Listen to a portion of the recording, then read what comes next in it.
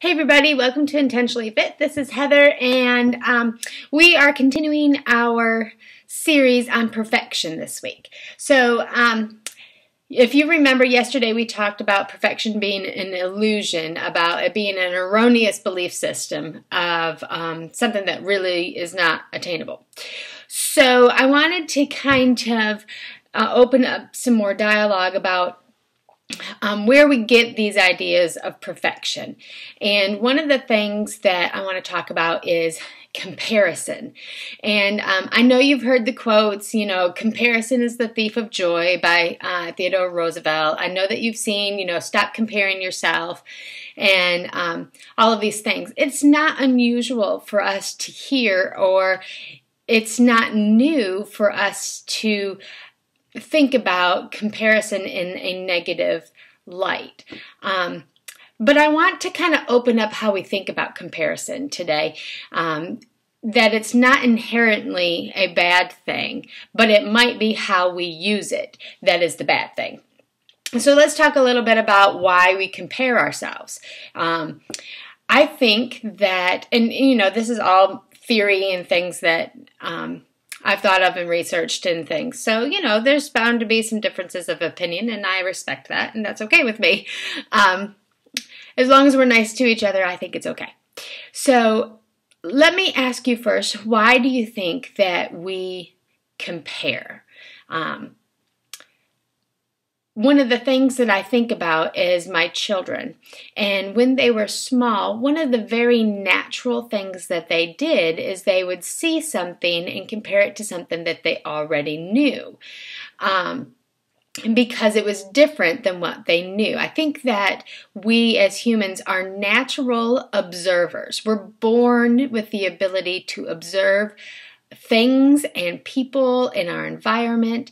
I think that's inherently who we are. So one of the other things is that we're taught to compare and contrast very early in school. Think about just kindergarten. You are taught to compare and contrast what colors are which is red, which is blue, which is green. And you're taught in math, Molly has 4 dolls and Susie has 2 dolls. How many more dolls does Molly have than Susie? So these are things that we encourage even at a young age that we do. So there's actually a theory that was created in 1954 by a man named Leon Festinger, and I probably am saying that incorrectly, but he actually created something called the social comparison theory, and it centers on the belief that there is a drive within us to gain some sort of accurate self-evaluation, and that this drive refers to the value of doing better and better in our lives. So the problem comes even with this theory, and I know that there was lots more to the theory than I spent the time reading, but that the beginning comparison might not actually be the problem. It's what we do with the answer to the comparison. So when I looked up compare in the dictionary, it talked about comparing similar things, similar items, things that were in the same category. And contrast was taking similar things and finding the differences between them. But they all had kind of the same level of things. So what happens is we tend to take things and we match them up against something else, and we create our own little rating system about how great or poor or wonderful or awesome all of these things are. Now, when they're things, that's not really a natural problem. When it becomes people, the waters are much more murky. So what do we do with it? I think that what we do with these comparisons and these matchups is really what matters. So when you take somebody and you look at their transformation pictures. So you see their beginning and you see their end. You don't see the process in the middle, and you're comparing wherever you are to their end point. You don't know the struggles, and it's like a highlight reel. You know, you've been told that don't compare yourself to other people on social media because they only portray the best part of themselves. Well, duh, everybody wants to portray their best parts everywhere we go. We don't want people to know the crap that we do or the crap that we feel about ourselves. We want you to see the best thing and think the best of us. That's because of our desire for better and better, according to Festinger.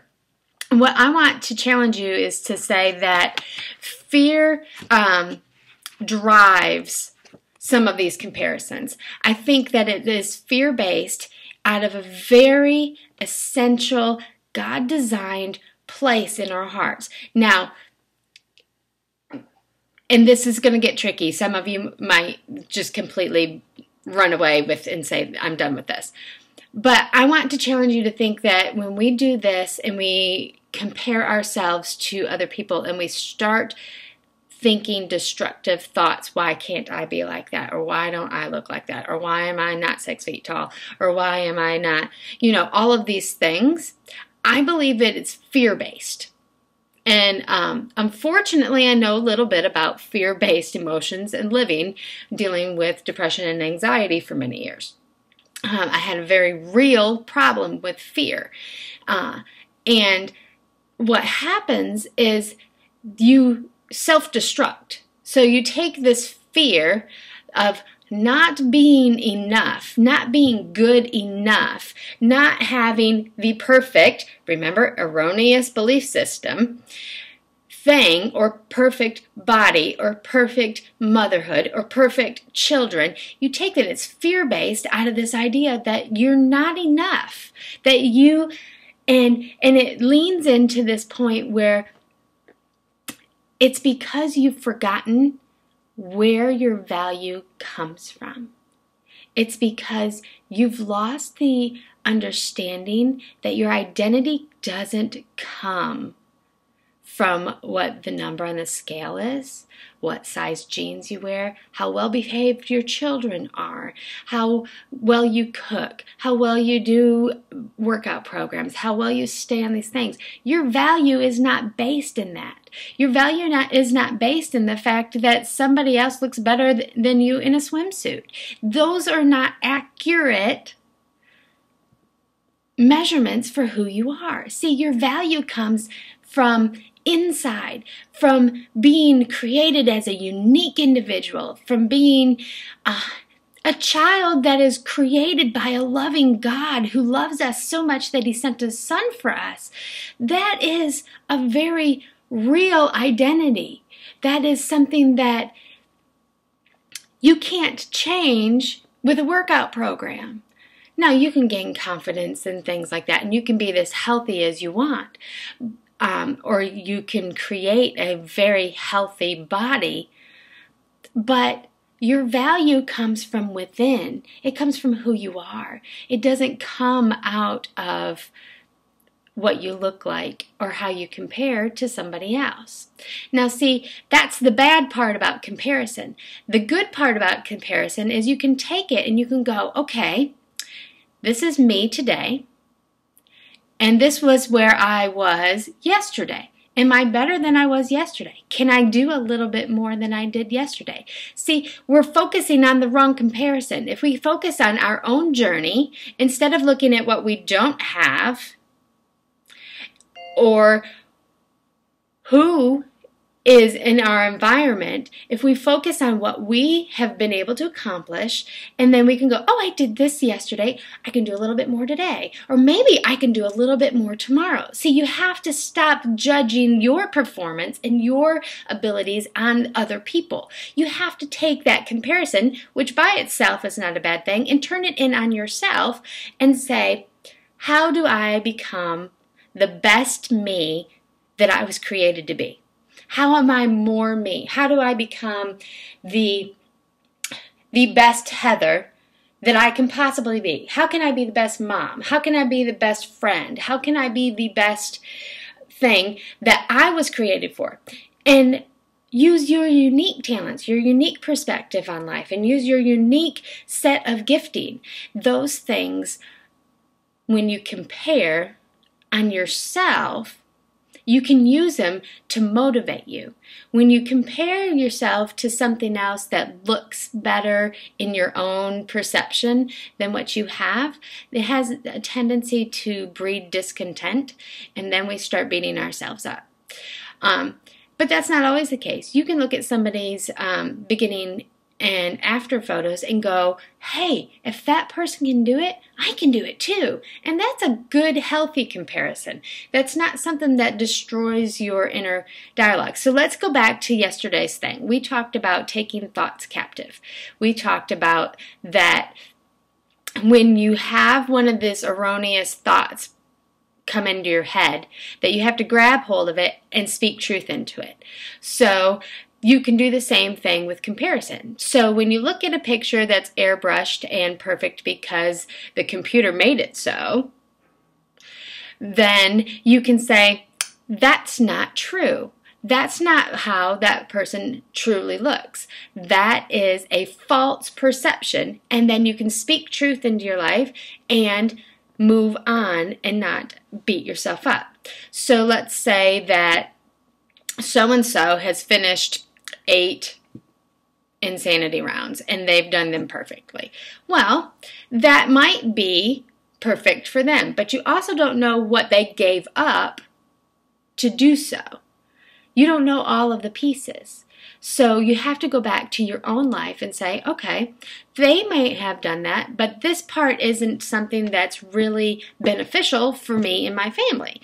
So let's speak truth into that and say, instead of doing 100% on this program or all of those days, I'd really like to be able to do 80% of this program. And then maybe next time reevaluate and say, maybe I can do 85% of this program. Instead of doing 7 days of working out a week, maybe I can do 3. 3 would be realistic, especially for you just starting. So you have to come back and choose how you're going to use the comparisons you see. I will tell you that if you are stuck in comparison and still have this erroneous belief, this perfection idea, then it is a trap and you need to run away. It is a trap and you gotta go. But if you can use it as motivation or you can use comparison on your own journey, then I would encourage you to do it in that manner. I want you to remember that your worth comes from within, not from stepping on the scale. It's not a number, and it's not whether or not you can do the same things or other things that other people can. You were created to be special and unique, and I want you to hold on to that truth that your life is valuable. It is valuable because it is yours and it is God-given. It's a gift. And I want you to try to use those kind of thought processes when you're talking to yourself. I know you can do this. Tomorrow we'll talk some more about perfection and grace. And I'm thinking of something that might be a little funny to help you understand that nobody's perfect. I will talk to you later. I hope you're having a great day. Bye-bye.